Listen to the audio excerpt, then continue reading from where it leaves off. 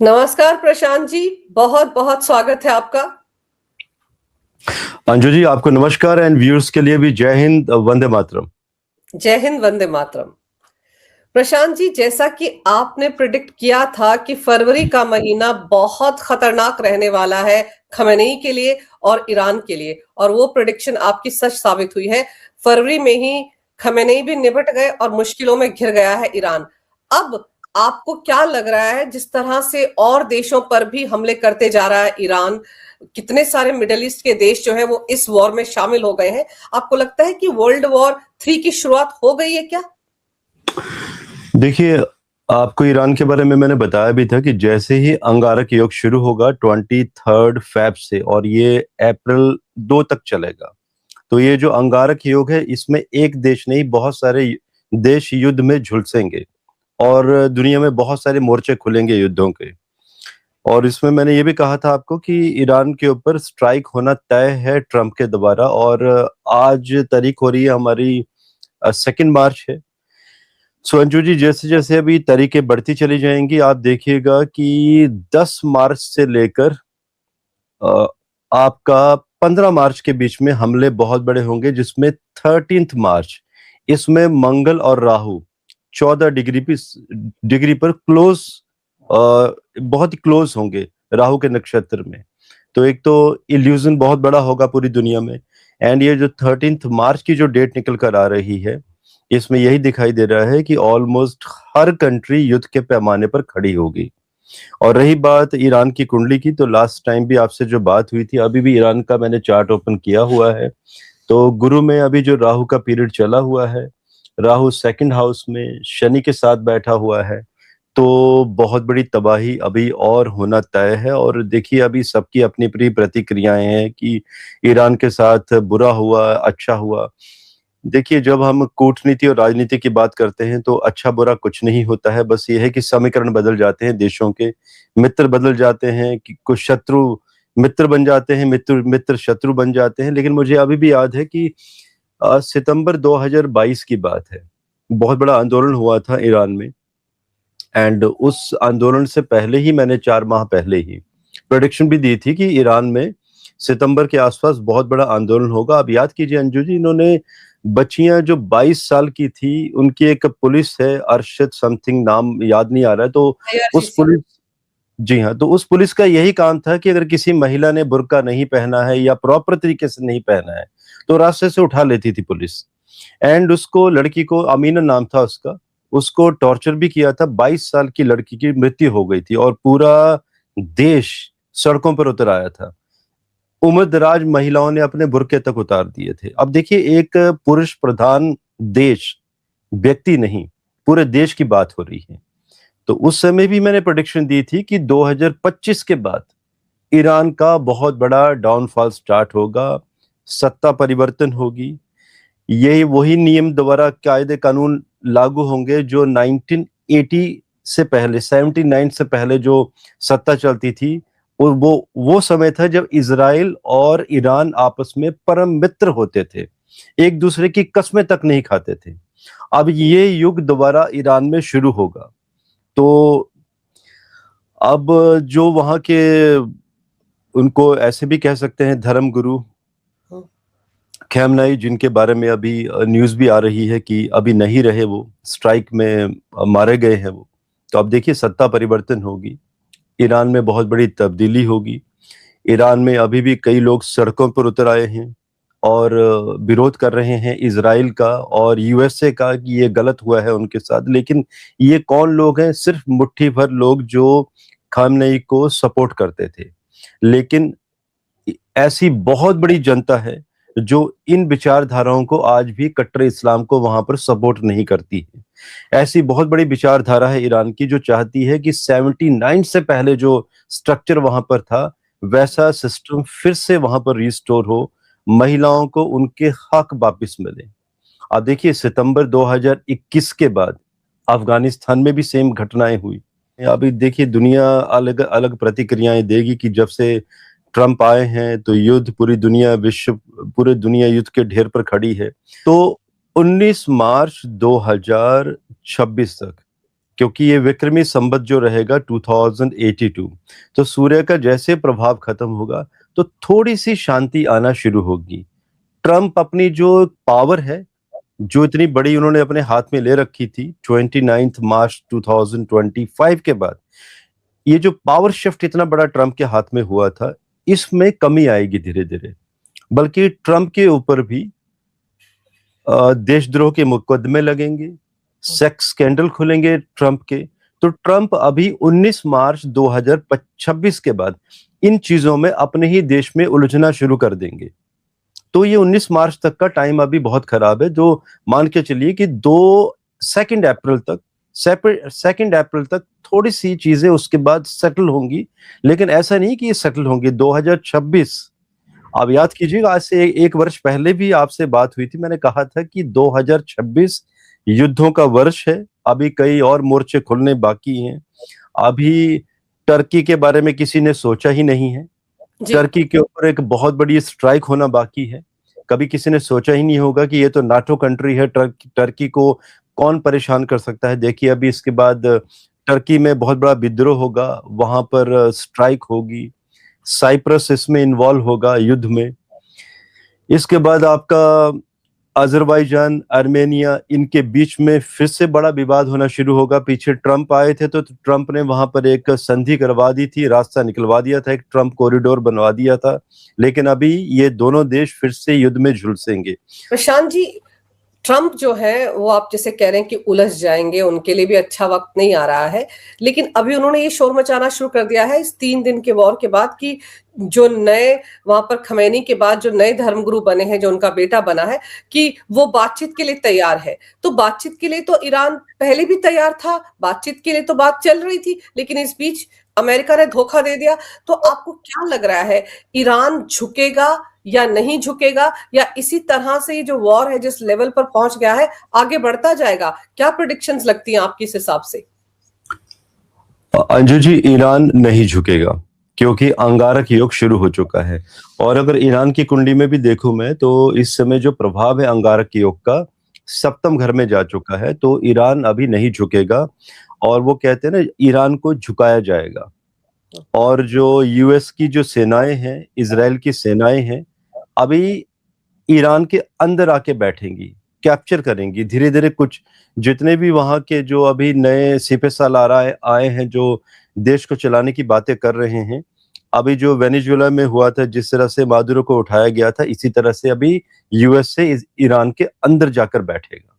इस दौरान भारत का स्टैंड क्या रहने वाला है? भारत कैसे अपने आप को इन सिचुएशन में सबसे अलग रखेगा, तटस्थ रखेगा?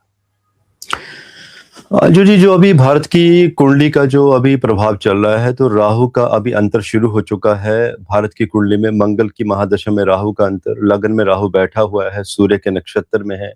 तो भारत पूरी दुनिया में अपना एक, वो कहते हैं ना, रुतबा दिखाने की कोशिश करेगा। और भारत इन चीजों में उलझेगा नहीं। वो एक कहावत है ना कि ना तो हम आपकी 3 में है, ना हम आपकी 13 में है।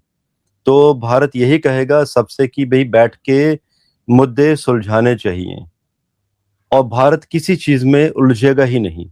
अभी वो समय भारत का नहीं आया है जब भारत को किसी युद्ध में उलझना चाहिए, क्योंकि भारत की नजर है इस समय पाकिस्तान के ऊपर और पीओके के ऊपर, जो हमारा अक्साई चीन का जो एरिया है, बलोचिस्तान। तो भारत की नजर वहां पर है।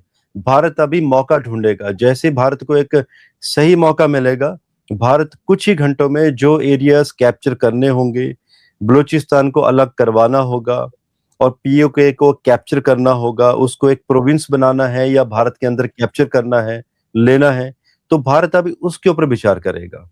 भारत इन चीजों में नहीं उलझेगा कहीं पे भी। लेकिन जैसा कद इस वक्त पीएम मोदी का दुनिया में है, आपको लगता है कि भारत कहीं कोई मध्यस्थता वाली भूमिका भी निभा सकता है? क्योंकि अभी 4 दिन पहले पीएम मोदी इजराइल के दौरे पर गए थे, और अभी ट्रंप अगर बातचीत का राग अलाप रहे हैं, तो पूरी दुनिया में पीएम मोदी ही एकमात्र नेता हैं जो पुतिन से भी बात कर सकते हैं, जेलेंस्की से भी बात कर सकते हैं। तो आपको लगता है कहीं कोई भूमिका पीएम मोदी की होगी? उनकी कुंडली क्या कहती है? देखिए, कुंडली अगर मोदी जी की कहें तो मंगल और चंद्रमा लगन में बैठे हैं, शत्रुहंता योग हैं। अगर मोदी जी चाहते तो रशिया और यूक्रेन का युद्ध कब का खत्म हो चुका होता था, क्योंकि ऐसे लोगों की बात को कोई भी टाल नहीं सकता। अगर कुछ कह देते हैं तो प्रभाव बहुत बड़ा होता है ऐसे लोगों की कुंडली का। लेकिन वो कहते हैं ना कि एक कूटनीतिक एक समीकरण बना हुआ है, तो कुछ चीजों का हो जाना ही बेहतर है। अगर हम इस समय की बात करें तो मोदी जी इन चीजों में नहीं आएंगे कि किसी के साथ डिस्कशन में या मुद्दों में। और रही बात यूक्रेन की, तो अंजू जी अभी यूक्रेन के ऊपर रशिया की स्ट्राइक और ज्यादा बढ़ेगी। रशिया अभी यूक्रेन में और अंदर घुसता चला जाएगा और यूक्रेन के बहुत बड़े एरिया को कैप्चर कर लेगा। जहां तक मेरी इंफॉर्मेशन है, जो हम डेली न्यूज अपडेट लेते हैं न्यूज़पेपर में, अकॉर्डिंग टू दैट अभी 30% यूक्रेन के ऊपर रशिया का कब्जा हो चुका है। और ये जो अभी ईरान के ऊपर स्ट्राइक हुई है यूएस की, रशिया भी यहाँ पर मौका छोड़ेगा नहीं, यूक्रेन के अंदर और बढ़ता चला जाएगा। तो अगर इतने सारे देश इस युद्ध में आ रहे हैं और ईरान कहीं अलग थलग पड़ जाएगा, अभी तो उसके साथ खुलकर कोई आया नहीं है, तो आपको लगता है आने वाले दिनों में रशिया और चाइना खुलकर ईरान के साथ आ सकते हैं या नहीं? देखिए, चाइना खुलकर नहीं आएगा, क्योंकि चाइना की कुंडली 2026 में अगर योग बने हैं चाइना के विघटन के। और चाइना एक बहुत इंटेलिजेंट कंट्री है, और कोई माने या नहीं माने, चाइना ज्योतिष को बहुत बेहतरीन तरीके से फॉलो करता है। चाइना को मालूम है कि अगर वो इस समय किसी भी युद्ध में उलझा 2026 में, तो यूएस से कुछ ऐसे समीकरण बनाएगा कि चाइना का विघटन करने की तैयारियां शुरू करवा देगा। हांगकांग को इनसे इमीडिएटली अलग करवा देगा पूर्ण तरीके से, एंड कुछ एरियाज को अलग करवाने की कोशिश है। चाइना में गृह युद्ध करवा दिया जाएगा बहुत बड़ा। तो चाइना तो नहीं उलझेगा, क्योंकि वो दो अगर उलझेगा चाइना तो 2027 में वो उतरेगा, जब उसे पता होगा कि उसके प्लानिटरी कॉम्बिनेशंस उसकी सपोर्ट में हैं। रशिया ऑलरेडी यूक्रेन वॉर में उलझा हुआ है, तो रशिया तो इस समय एंटर नहीं करेगा, और भारत की जो प्रतिक्रिया रहेगी एकदम न्यूट्रल रहेगी इस समय। तो ईरान इस समय, अब आप कोई माने नहीं माने, ईरान इस समय अकेला पड़ चुका है। और देखिए, नॉर्थ कोरिया तभी कोई एक्शन लेगा जब रशिया, चाइना, अगर ये कंट्रीज उसको कुछ उकसाती हैं, कुछ कहती हैं, तो नॉर्थ कोरिया का जो प्रेसिडेंट है वो कुछ सोचेगा नहीं, वो स्ट्राइक कर देगा वो। लेकिन रशिया और चाइना ऐसा करेंगे नहीं। अब जो ईरान में हो रहा है, देखिए, मैं तो ग्रह योग से ही कहूंगा, ये जो भी बातें भी कह रहा हूं मैं, ये ग्रह योग से कह रहा हूं, क्योंकि मैंने रशिया की भी कुंडली साथ में खोली हुई है एंड नॉर्थ कोरिया के भी। तो मुझे ऐसा नहीं दिखाई दे रहा है कि ये कंट्रीज अभी युद्ध में उतरेंगी। सिर्फ एक गर्माहट देखने को मिलेगी, एक गर्मा गर्मी रहेगी दोनों तरफ से कि हम ये कर देंगे, आप पीछे हट जाओ, वरना हम भी युद्ध में इन्वॉल्व होंगे। एक्चुअली अंजू जी, अभी जैसे न्यूज भी आ रही है ना अभी कि पूरा विश्व युद्ध में झुलस रहा है, तृतीय विश्व युद्ध शुरू हो चुका है। मैंने याद कीजिए, मैंने पिछली बार भी आपसे कहा था कि तृतीय विश्व युद्ध फरवरी 2022 से ही शुरू हो चुका है, और ये हिस्ट्री आगे लिखी जाएगी आज से मे बी 2 वर्ष के बाद। प्रथम और द्वितीय विश्व युद्ध भी ऐसे ही थे। जब 3-4 वर्ष बीत गए थे, तब ये पुरानी डेट निकल कर आई थी कि युद्ध शुरू कहां से हुआ था। तो ये रूट कॉज पुराने हैं ये। अभी तो वो एक्सपेंशन चल रहा है युद्धों का। अब देखिए, वो पुराना स्टाइल नहीं है कि जैसे पहले और द्वितीय विश्व युद्ध में हुआ था कि पूरी दुनिया अचानक ही युद्ध में उतर जाएगी और लगातार युद्ध चलेंगे। अभी भी युद्ध हो रहे हैं, शांति वार्ता भी हो रही है, फिर युद्ध हो रहे हैं, और ये सिलसिला लगातार ऐसे ही चलेगा। शांति वार्ता अभी जो है दिखाई दे रही है 2 अप्रैल 2026 के बाद चीजें थोड़ी सी सेटल होंगी, उसके बाद फिर कोई नई गर्माहट शुरू होगी। तो सिलसिला ऐसे ही चलेगा 2026 में। ये समझाइए कि जैसे अमेरिका और इजराइल ने हमला किया ईरान पर, और ईरान ने जैसे रिटेलिएट किया, जैसे तबाही मचा दी मिडल ईस्ट में, सारे देश जहां पर अमेरिका के एयरबेस हैं सबको टारगेट किया और दायरा बढ़ता जा रहा है। तो आपके गणित के हिसाब से क्या लग रहा है, क्या अमेरिका ने या इजराइल ने इतनी उम्मीद की थी कि इस तरह की तबाही ईरान मचाएगा? नहीं, इतना नहीं सोचा था उन्होंने कि ईरान इतने जबरदस्त तरीके से रिटेलिएशन होगा ईरान का। लेकिन ईरान की कुंडली में भी दिखाई दे रहा है, बिकॉज अंजू जी, जो 7th हाउस होता है ना कुंडली का, और 8th हाउस, यहाँ से ये पता चलता है 7th हाउस की आप वॉर में कितने समय तक रहेंगे। कुंडली का 8th हाउस ये बताता है कि आपके पास असला बारूद कितना है। तो शुक्र और केतु पूर्वा फाल्गुनी एंड शतभिषा नक्षत्र के हैं। कर्क लगन बनता है ईरान की कुंडली का। शुक्र अष्टम में यहाँ पर लगन के शत्रु हैं, तो ईरान इस युद्ध को लंबा खींच नहीं पाएगा। जितने भी यूएस के एयर बेसिस हैं, ईरान के द्वारा स्ट्राइक की जा रही है, सुपरसोनिक मिसाइलों से भी अटैक हो रहा है, लेकिन ईरान का जल्दी ही असला बारूद खत्म हो जाएगा। एंड इसलिए तो मैंने कहा आपको, जिसका आंसर मैं पहले ही दे चुका था, कि इसके बाद यूएस से ईरान को कैप्चर करना शुरू करेगा, अंदर बैठेगा और अपने तरीके से वहां पर सरकार का गठन करवाएगा, इलेक्शंस करवाएगा।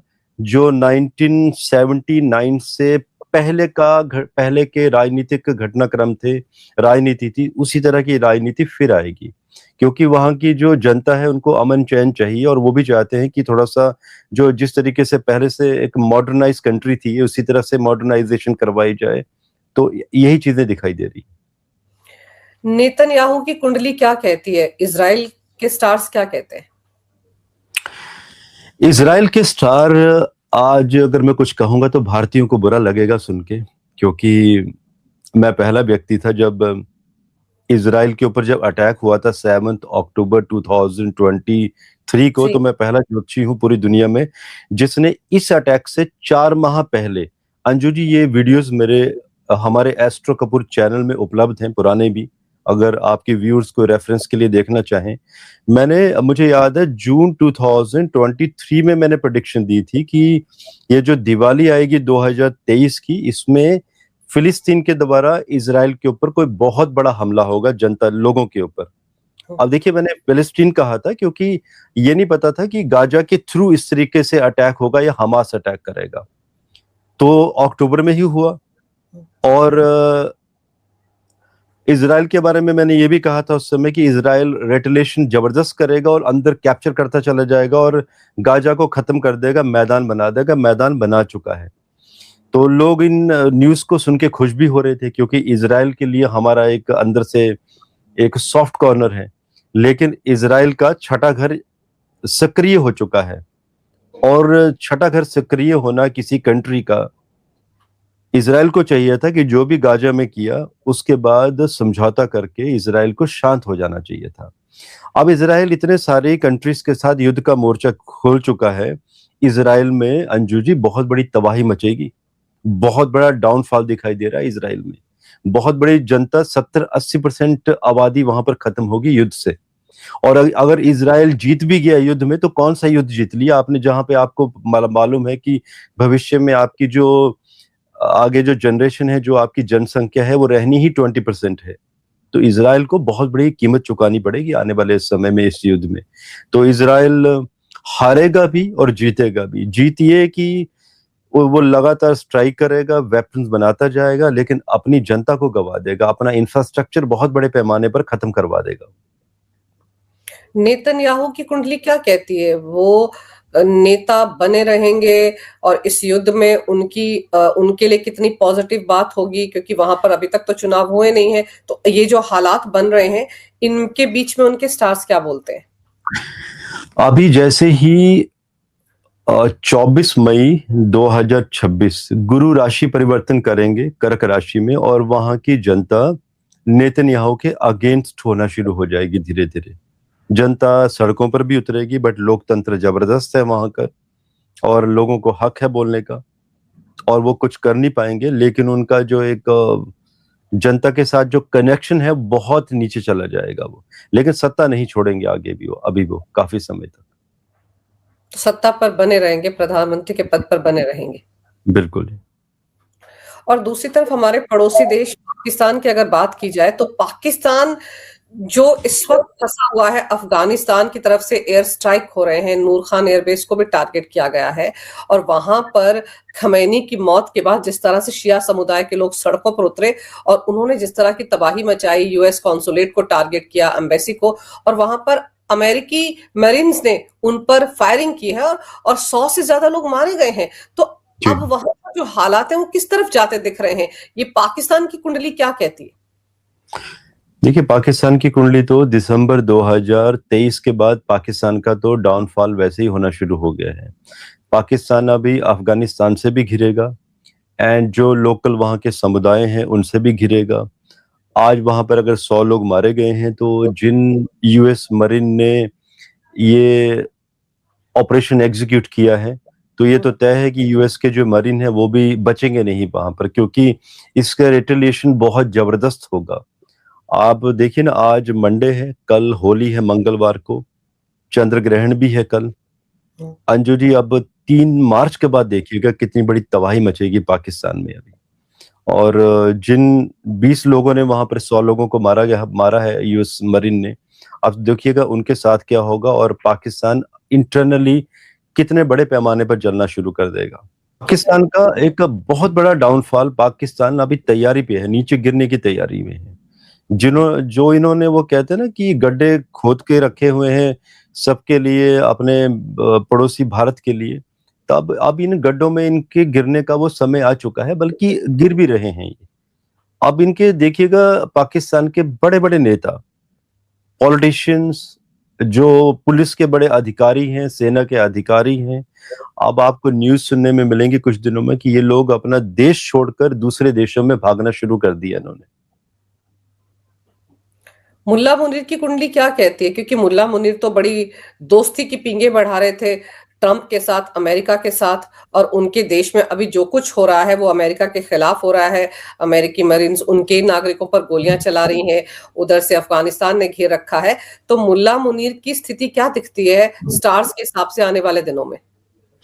देखिए, मुनीर की कुंडली तो नहीं है हमारे पास, लेकिन अगर हम ओवरऑल पाकिस्तान के, अगर हम सूर्य की बात करें कि पाकिस्तान में सूर्य की क्या स्थिति बनेगी, तो अभी ये जो सूर्य ग्रहण होके गया है अभी फरवरी में, अकॉर्डिंग टू दैट जितने भी पावरफुल लोग हैं जो अच्छी पोजीशंस में बैठे हुए हैं, यूएस जिनको सपोर्ट भी कर रहा था, अब यूएस उनके डाउनफॉल का खुद कारण बनेगा।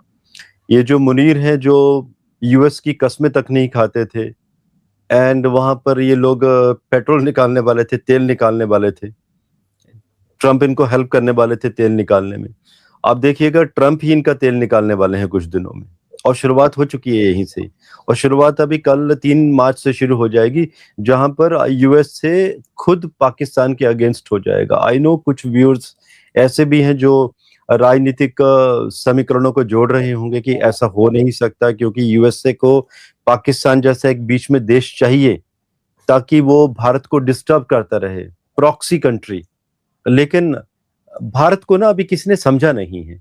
भारत का जो अभी 6 फैब से 2026 से जो राहु का अंतर शुरू हुआ है मंगल में, भारत की कूटनीति को अभी ट्रंप समझ नहीं पा रहे हैं।